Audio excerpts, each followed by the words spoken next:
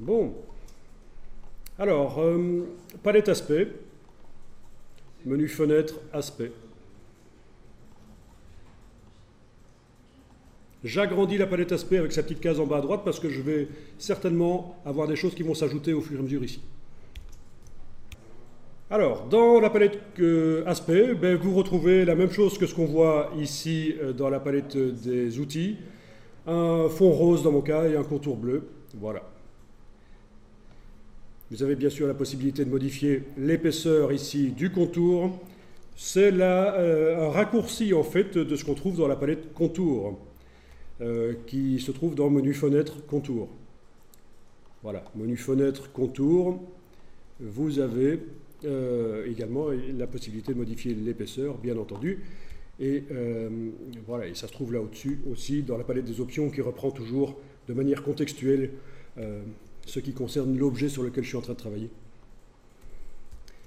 Bon, la palette contour peut être, on peut la faire apparaître complètement ici, mais ça vous saviez déjà, tout ça.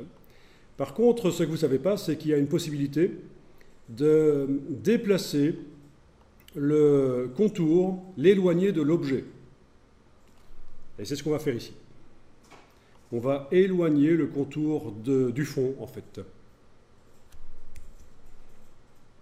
Alors, il faut que je précise, d'abord que je précise que je travaille sur l'objet, mais ça, vous l'avez déjà précisé, puisque l'objet est sélectionné. On travaille sur cet objet. Oui, parce qu'il y a un piège avec la palette aspect. Si l'objet n'est pas sélectionné, là, je viens de cliquer avec la flèche noire à côté de tout, il n'est pas sélectionné. La palette aspect reste malgré tout accessible. Et je pourrais essayer de chipoter, modifier les choses. Ça ne change rien puisque l'objet n'est pas sélectionné. D'accord? Il faut que l'objet soit sélectionné avec la flèche noire. Et là, évidemment, dans la palette aspect, ça modifie les choses. OK. Alors, non seulement il faut que l'objet soit sélectionné, mais en plus, je dois indiquer que je veux travailler sur le contour. Il faut que la ligne contour ici soit en surbrillance par rapport au reste. Et c'est le cas chez moi. Vous voyez? Je choisis de travailler soit sur le fond, soit sur le contour. Mais dans ce cas-ci, j'indique que je veux travailler sur le contour. Et sur le contour de l'objet, je vais mettre un effet spécial qui va l'éloigner. Alors, menu Effet, Tracé, Décalage. Effet, Tracé, Décalage. Je coche la case aperçue. Et voilà, vous avez la valeur de décalage que vous pouvez indiquer. Alors là, je viens d'indiquer 2 à la place de la valeur qui était proposée. Pour valider ça, j'enfonce la touche tabulation, bien entendu. Voilà, 1, touche tabulation. 8, touche tabulation. Voilà.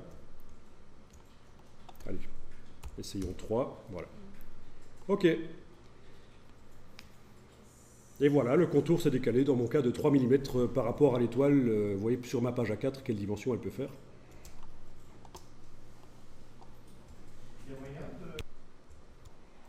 Bien. Et donc, si je veux modifier la valeur de décalage après l'avoir fait ici, eh bien, je vais devoir ouvrir ici ce qui concerne le contour, et c'est là-dedans que je trouve l'effet spécial décalage. Ben oui, puisqu'il ne s'est pas mis sur l'objet.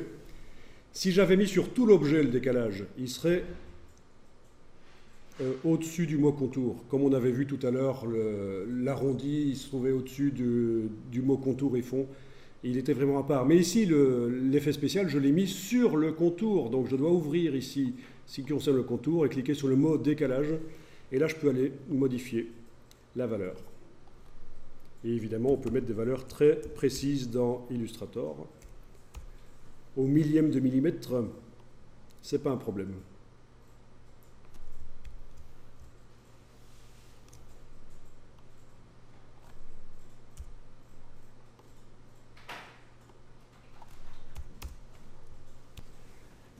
OK.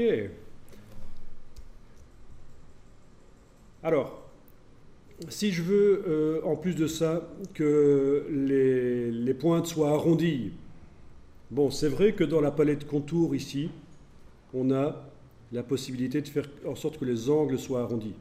Si vous cliquez sur le mot contour, vous avez ici les angles arrondis. Mais bon, la géométrie du tracé ne change pas. Je veux dire, l'étoile, elle a toujours des pointes, la version vectorielle, là, ici. Ok, donc c'est une possibilité. Mais je vais revenir avec des angles aigus comme ça, pas arrondis. Mais bon, l'autre possibilité, c'était de mettre l'effet spécial arrondi. Ben, c'est ce qu'on va faire. En plus d'avoir un décalage, il va y avoir un effet spécial arrondi. Donc, toujours en ayant mon contour en surbrillance, c'est bien sur lui que je travaille sur l'objet qui est sélectionné, et plus précisément sur le contour sur ce contour-là de l'objet. Eh bien, je vais mettre effet spécial arrondi, et je coche la case aperçue, et voilà. Alors, on va essayer 2 mm, voilà, 2 mm, 3, 4. Ok, ça arrondit les angles.